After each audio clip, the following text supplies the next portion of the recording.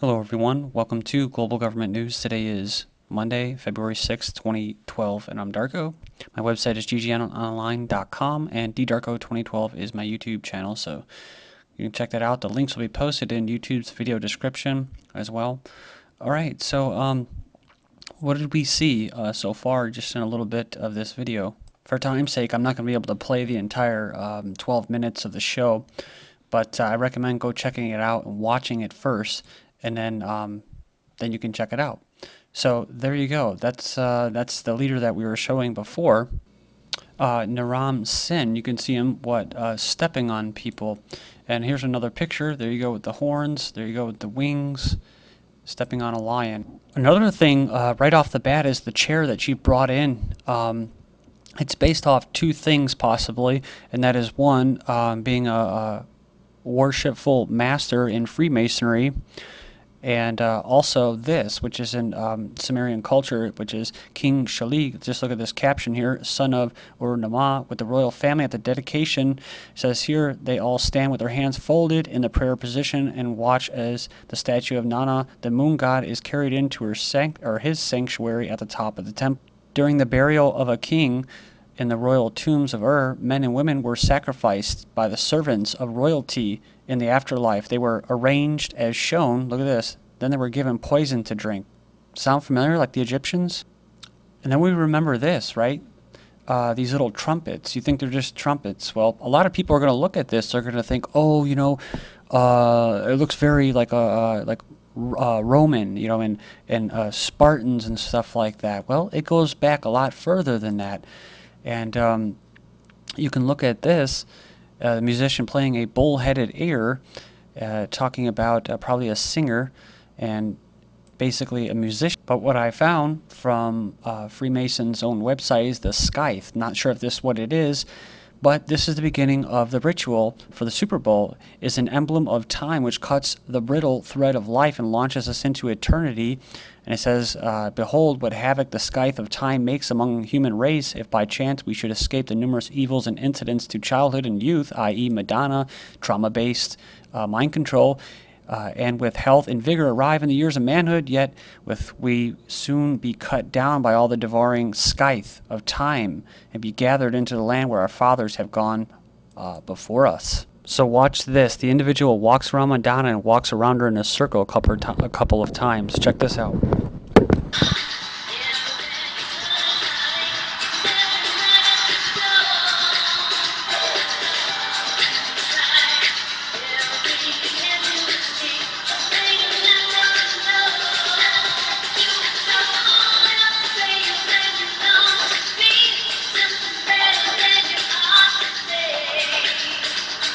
So you saw her make a little strum there. Also, just like in the beginning, she did what? She keeps posing. I know it's Vogue and everything, but she keeps posing as what? Like an Egyptian. The next thing that we have right here is these things. These little horns. I've noticed these little horns that he's wearing right there. But also, these horns right here are symbolic as well. You go here, that's what they come from, the III Sumerian cuneiform for An. And they're basically, these are the stone tablets that were passed through history from Sumer, Babylon, Egypt, Rome, and it all ties together. It goes on and it says that that An is a sky god, or was a sky god of heaven, lord of constellations, king of gods, basically of everything. And look at these little guys. I noticed this earlier when I was looking back, the little blue eyes guys that kind of hiding right there. Also, if anybody could read what these letters say, write it in the comment board or private message me, because I kept trying to find out what these words were behind her. It's M, O, and then some kind of letter or whatever. But okay, so you have the horns, right? And then you have gold, which is a prominent color. Well, it goes back to what? To Sumeria. Then we have bull-headed ear. All bullheads shown on this website are leer ornamentations. And it's what? Gold. And gold was very sought out after, and of course, the ones that were ruling were the ones that had it all. And there's a reason for that, because gold is related to what? To the sun. It's a male thing, whereas the female aspect is silver, or the moon. This is coming from MasonicWorld.com.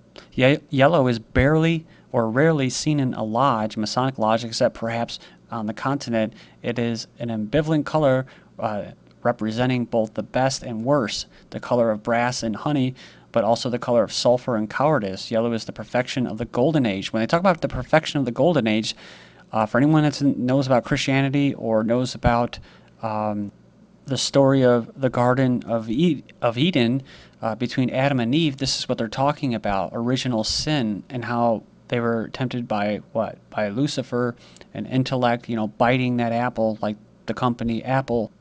And this period, or this golden age, was when man rose from being just an ape with no thoughts, and Lucifer gave them the gift of intellect. It is also the color of the patch imposed on the Jews as a badge of infamy. In the 16th century, the door of the trader's home was painted yellow. A jaundiced view expressed hostility, but the most memorable symbolism of yellow is that it reminds us of sun and gold. Now, this is the thing.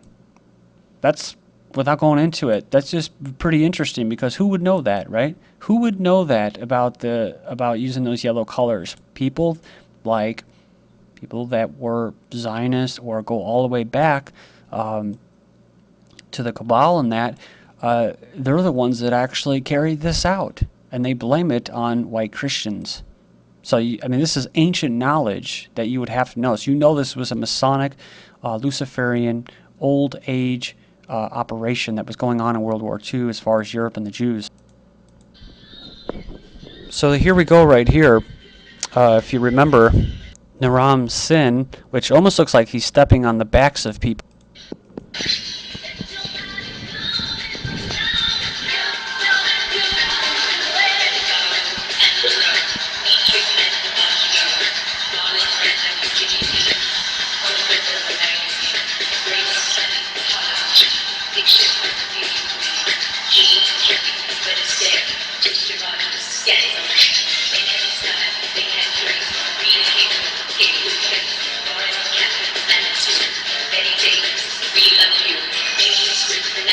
Okay, next, in this next song, she's singing music, which I didn't really see too much stuff here, just a couple, but you can go here and check it out. She's going to be walking through an arch, or an arc.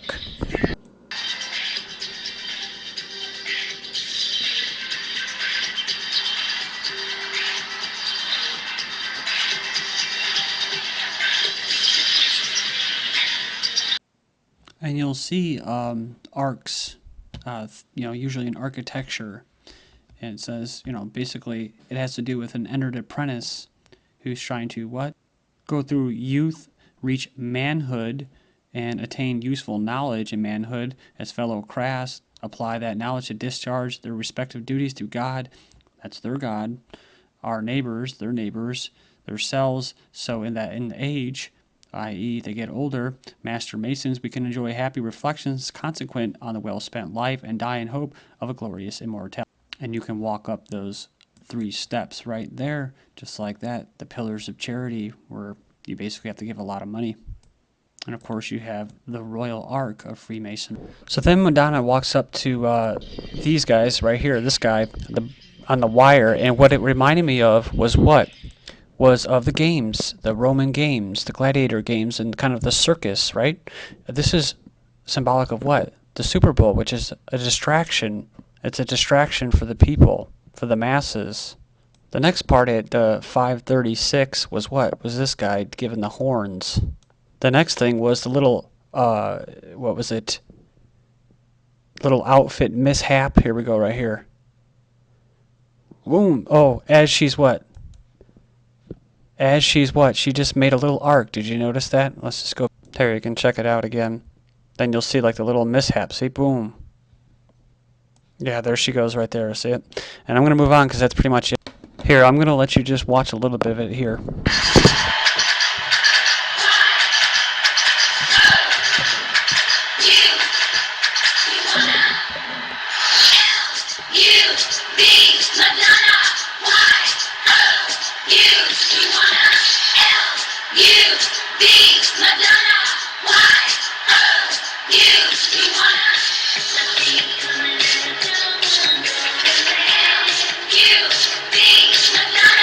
pointed star? Could it be that our sports teams are demonic? Or perhaps Charlie Tuna is demonic? Certainly cheerleaders are the most unchristian thing I can think of. They dress up in their skimpy little outfits and dance and prance in front of you. And they tell you to hate, kill, and destroy your neighbor. And if I know one thing Jesus said, he said, if anything, love thy neighbor. And these girls will have you beating each other up.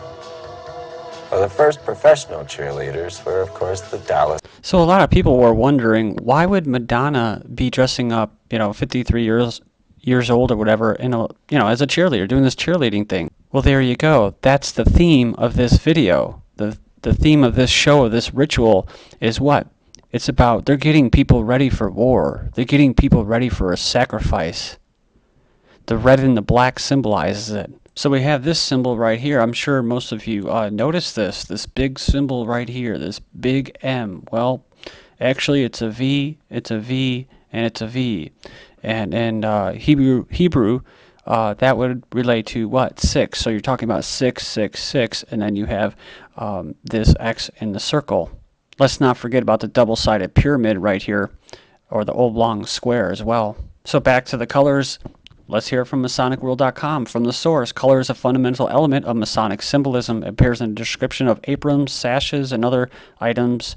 And it says here, wall hangings of the lodge room for each degree or ceremony. It was early recognized that colors have a strong influence on the mind and therefore can be employed for certain moral and aesthetic ends, i.e. mind control and rituals, through symbolical, allegorical, and mystical allusions. Red or crimson, the color of fire and heat, is traditionally associated with war and the military. In Rome, which was a theme semi, right? A semi-theme, the robe worn by generals was red. It represents sacrifice and struggle. In the Hebrew, the name of the first man, Adam, is akin to red, blood, and earth. In the royal ark, the ark again, of fervency and zeal, it also has a darker side connected with flames of hell, the appearance of demons, and the face of rage. 3 fundamental colors found in all civilizations down to the Middle Ages in Europe are white, red, and black. These 2 may be regarded as the principal colors of Freemasonry, the white of the craft degrees, the red of the royal ark, and of certain degrees, and also the black of some of its others, and the Knights of Malta. Traditionally, black is a color of darkness, death, and the underworld, although it wasn't introduced for mourning, i.e. people dying, till the middle of 14th century. Again, where do you think they got that from? Then you have black and white, and sometimes with silver, represents the sorrow caused by the death of Hiram Abiff, who was a grand master, slain before completing King Solomon's temple, which is known for what? The Holy Ark of the Covenant.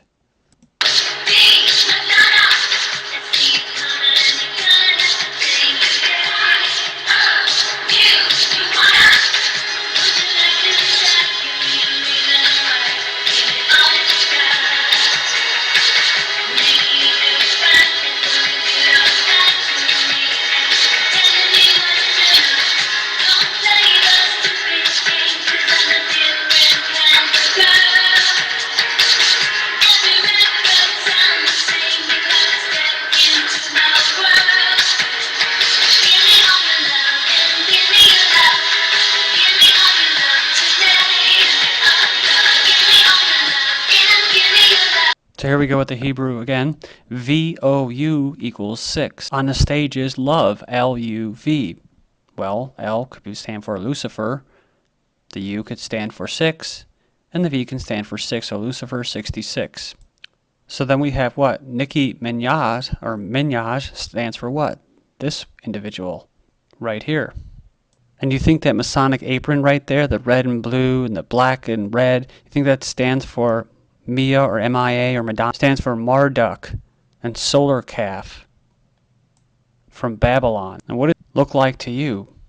A calf. And who is Madonna? Ester? It's derived from Ishtar, Ester, or the queen of the night, the evening star. And besides being flanked by 2 owls and standing on lions, she was a Babylonian goddess of fertility and sexuality from her holy city of Uruk. And besides her holy city of Uruk, it could be a vagina, or Utu, the sun god who brought water. Thank you.